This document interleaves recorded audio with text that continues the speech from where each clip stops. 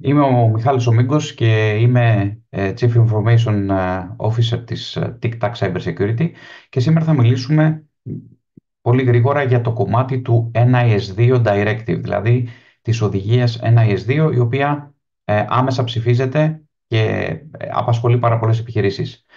Η ομιλία αυτή, όπως θα δείτε και από το theme της πολύ γνωστής ταινίας που είναι το The Good, The Bad and The Ugly, θα μιλήσει για τα καλά, τα κακά και τα άσχημα σημεία του NIS2 με πάρα πολύ απλά λόγια. Δεν είναι τεχνική η συγκεκριμένη παρουσίαση, οπότε πάμε γρήγορα να δούμε από πού ξεκινήσανε όλα. Θέλω να αναλογιστείτε ποιος έχει δει μία μεγάλη κυβερνοεπίθεση να εξελίσσεται μπροστά στα μάτια του. Ήτανε κάποιος από αυτούς τους ανθρώπους που βλέπουν σε κάποια κυβερνοεπίθεση και την έζησε από μέσα. Σκεφτείτε λιγάκι. Μία κυβερνοεπίθεση όταν εξελίσσεται πραγματικά κάνει έναν οργανισμό να παγώνει, κάνει έναν οργανισμό να γονατίζει και έναν οργανισμό να αρχίζει να ξοδεύει πάρα πολλά χρήματα σε διάφορα resources, στο να χάνει πάρα πολλά χρήματα. Οπότε είναι μια σκηνή η οποία είναι πάρα πολύ άσχημη. Εμείς στην εταιρεία μας την έχουμε αντιμετωπίσει πάρα πολλές φορές και σε γενικές γραμμές, επειδή οι κυβερνοεπιθέσεις συμβαίνουν συνέχεια σε μικρούς και μεγάλους οργανισμούς, επηρεάζουν τη βιωσιμότητα μιας επιχείρησης ή ενός οργανισμού. Η εταιρεία μας, η TicTac, ασχολείται κυρίως με την επιχειρηματική συνέχεια των οργανισμών, δηλαδή πώς θα ανακάμψουν από μια κυβερνοεπίθεση ή από μια απώλεια δεδομένων, και με την προστασία των οργανισμών από κυβερνοεπιθέσεις. Επίσης, ένα μεγάλο αντικείμενο της δικής μας εργασίας είναι η γρηγορότερη, οικονομικότερη και αποτελεσματικότερη διαχείριση των κυβερνοεπιθέσεων. Όταν συμβαίνει μια κυβερνοεπίθεση, έρχεται η δικιά μας εξειδικευμένη ομάδα, ούτως ώστε να μειώσει το χρόνο και το κόστος μιας κυβερνοεπίθεσης. Η ομάδα μας έχει χειριστεί χιλιάδες περιστατικά ransomware, business email compromise, που είναι πρακτικά όταν ένας hacker μπαίνει στην επικοινωνία μας ανάμεσα στον προμηθευτή μας ή σε έναν πελάτη μας, μπαίνει ο hacker στην διαδικασία μέσα και χάνουμε στην πορεία χρήματα. Επίσης, η TicTac έχει χειριστεί και πάρα πολλά περιστατικά διαρροής προσωπικών δεδομένων. Οπότε έχουμε πολύ μεγάλη εμπειρία σε αυτά τα κομμάτια. Σε πολύ μεγάλο ποσοστό των κυβερνοεπιθέσεων χάνονται χιλιάδες ευρώ και πάνε σε εγκληματίες. Αυτό λοιπόν έρχεται να κλείσει το κομμάτι του NIS2 Directive. Πάμε να δούμε λοιπόν τους καλούς σε αυτό το σκηνικό. Ποιος είναι ο καλός σε αυτό το σκηνικό? Είναι η Ευρώπη, η οποία μας λέει ότι δεν θέλει πλέον να χάνει άλλα χρήματα προς τους εγκληματίες και μας υποχρεώνει μέσω του NIS2 να κάνουμε το αυτονόητο. Τι να κάνουμε δηλαδή? Να ενισχύσουν όλοι οι οργανισμοί τις άμυνές τους και να προετοιμαστούν. Επομένως η Ευρώπη μας λέει ότι δεν θέλουμε να χάνετε τα αρχεία σας, δεν θέλουμε να παραβιάζονται οι υποδομές σας, θέλουμε να παρακολουθείτε τα συστήματά σας με πιο εξελιγμένους τρόπους, θέλουμε να γνωρίζει η διοίκηση τα ρίσκα που υπάρχουν σε έναν οργανισμό και να μην κρύβονται κάτω από το χαλάκι, θέλουμε να γνωρίζει η διοίκηση ποιο είναι το πλάνο για την αντιμετώπιση τέτοιων περιστατικών. Και βέβαια, τι δεν θέλει η Ευρώπη, που είναι ο καλός της υπόθεσης? Δεν θέλει να πληρώνουμε λίτρα στους hackers. Είναι ξεκάθαρο αυτό που ζητάει το NIS2. Πάμε να δούμε λιγάκι την κακή πλευρά, που είναι οι hackers, οι κυβερνοεγκληματίες. Αυτή η φωτογραφία τώρα που βλέπετε εδώ δεν είναι μια οικογενειακή φωτογραφία. Είναι μια φωτογραφία από τα μέλη της Evil Corp, που ήταν μια συμμορία η οποία είχε πάρει την ευθύνη για πάρα πολλά κυβερνοχτυπήματα. Και εδώ θα δούμε τον Δημήτρη Σμιρνόφ και τον Αλεξάνδρ Ριτσένοφ, οι οποίοι μοιάζουν πάρα πολύ καλά παιδιά, όμως η αλήθεια είναι ότι δεν είναι. Ήταν βασικοί affiliates της Evil Corp και ευθύνονται για χιλιάδες χτυπήματα σε επιχειρήσεις και οργανισμούς και βέβαια για πολύ μεγάλη διακίνηση χρημάτων μέσω κρυπτονομισμάτων που ζητήθηκαν από τις επιχειρήσεις που ήταν θύματα. Πάρα πολύ καλά παιδιά, τα θέλουμε μακριά από εμάς. Άρα να βγάλουμε αυτό που είχαμε στο μυαλό μας για τους hackers, ότι είναι με κουκούλες και οτιδήποτε άλλο, είναι normal άνθρωποι, ζουν μια normal ζωή και βγάζουν χρήματα μέσω των κυβερνοεπιθέσεων. Αυτοί λοιπόν είναι κακοί. Αυτούς τους ανθρώπους θέλουμε να τους περιορίσουμε. Οι hackers σήμερα λοιπόν έχουν εξελιχθεί και δεν κάνουν απλά χτυπήματα τα οποία δεν έχουν μελετήσει, παρακολουθούν για αρκετό καιρό την υποδομή μας, γνωρίζουν τα οικονομικά της επιχείρησής σας, εντοπίζουν και καταστρέφουν όλα τα backup και μετά χτυπάνε τα live συστήματα.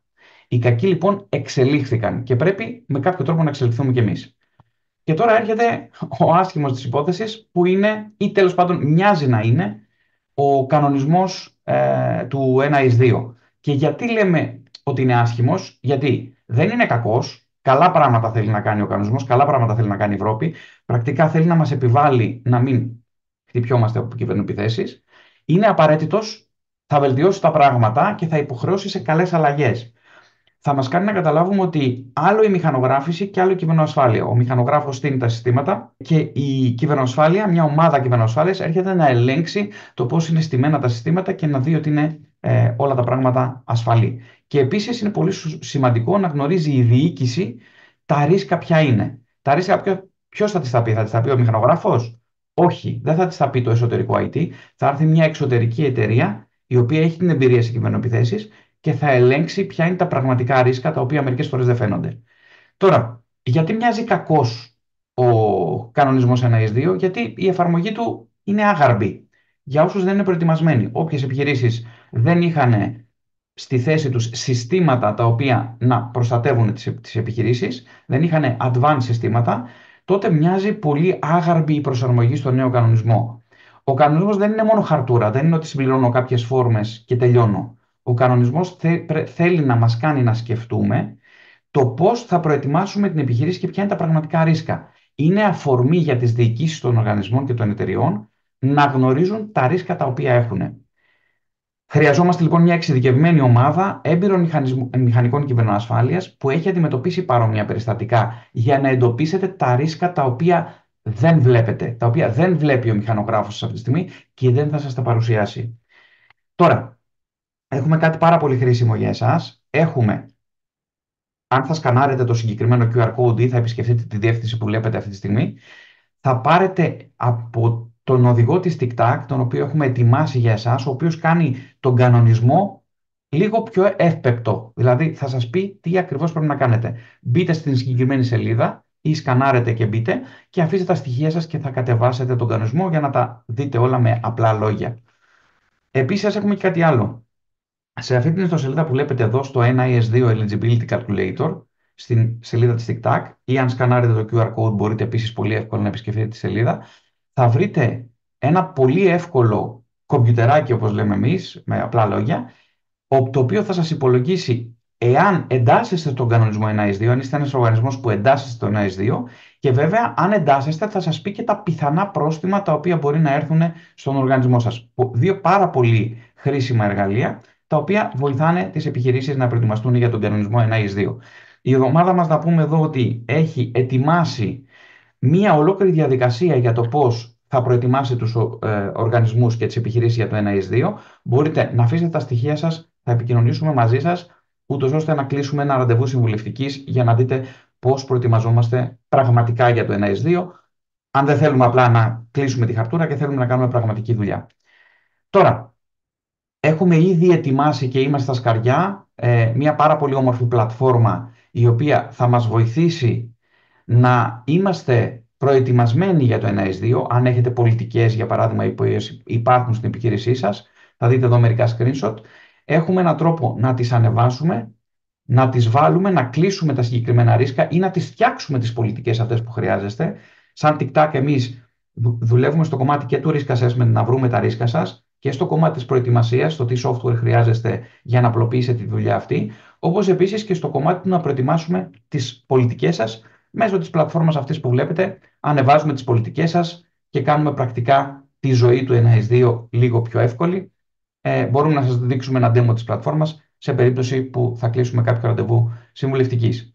Τώρα, τι μας ζητάει σε πρακτικό κομμάτι η Ευρωπαϊκή Οδηγία NIS2? Πάρα πολύ απλά, μας ζητάει να κάνουμε ανάλυση κινδύνων, να κάνουμε δηλαδή ένα risk assessment, να έχουμε μηχανισμό για διαχείριση των περιστατικών, να έχουμε ένα σύστημα EDR-MDR, να έχουμε μέτρα επιχειρησιακής συνέχειας, να έχουμε δηλαδή ένα immutable backup σύστημα. Δεν μας αρκούν τα συμβατικά συστήματα τα οποία κάναμε backup σε εξωτερικούς δίσκους ή σε NAS ή οτιδήποτε άλλο. Χρειαζόμαστε ένα πολύ καλό σύστημα για αντίγραφα ασφαλείας και ενδεχομένως ένα disaster recovery πλάνο. Χρειαζόμαστε να εξασφαλίσουμε την ασφάλεια της εφοδιαστικής αλυσίδας, ενδεχομένως με κάποιες λύσεις τις οποίες θα σας τις προτείνουμε. Τι είναι η εφοδιαστική αλυσίδα? Χρησιμοποιώ 3 software βασικά για την επιχείρησή μου, για παράδειγμα το ERP μου, το CRM μου ή οποιοδήποτε άλλο software. Αυτά πρέπει να αναγνωρίσουμε τους κινδύνους αν ο provider μας έχει κάποια ρίσκα. Μας ζητάει να έχουμε ασφάλεια στην απόκτηση, ανάπτυξη και συντήρηση των συστημάτων, δηλαδή να έχουμε τις αντίστοιχες πολιτικές ασφαλείας. Αυτές τις προετοιμάζουμε εμείς για εσάς, αν δεν τις έχετε έτοιμες. Πολιτικές και διαδικασίες για την αξιολόγηση της αποτελεσματικότητας των μέτρων διαχείρισης κινδύνων.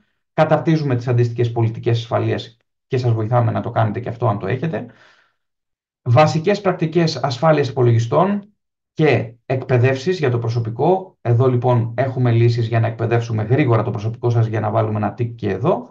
Πολιτικές για την κατάλληλη χρήση της κρυπτογραφίας. Έχουμε την τεχνογνωσία να εφαρμόσουμε κρυπτογράφηση στον οργανισμό σας. Ασφάλεια του ανθρώπινου δυναμικού. Αυτό αντίστοιχα καλύπτεται με την αντίστοιχη πολιτική ασφαλείας. Και βέβαια χρήση πολυπαραγωγικής ταυτοποίησης και ό,τι άλλο έπεται αυτού, τα οποία έχουμε λύσεις να τα εφαρμόσουμε άμεσα στον οργανισμό σας. Οπότε, με τα resources που σας δώσαμε, ό,τι χρειαστείτε, είμαστε στην διάθεσή σας να κλείσουμε κάποιο ραντεβού για να συζητήσουμε επί της ουσίας του NIS2 και μην ξεχνάτε το εξής. Το NIS2 πλέον μεταφέρει την ευθύνη από το τμήμα μηχανογράφησης στην διοίκηση της εταιρείας. Επομένως, η διοίκηση της εταιρείας έχει μια μοναδική ευκαιρία πλέον να βάλει έναν εξάρτητο οργανισμό να ελέγξει την ασφάλεια της υποδομής, ούτως ώστε να έχει μια πραγματική εικόνα και να αντιμετωπίσει τα ρίσκα. Αυτά από μένα. Ελπίζω να σας φάνηκε χρήσιμη παρουσίαση. Ό,τι χρειαστείτε, είμαστε στη διάθεσή σας.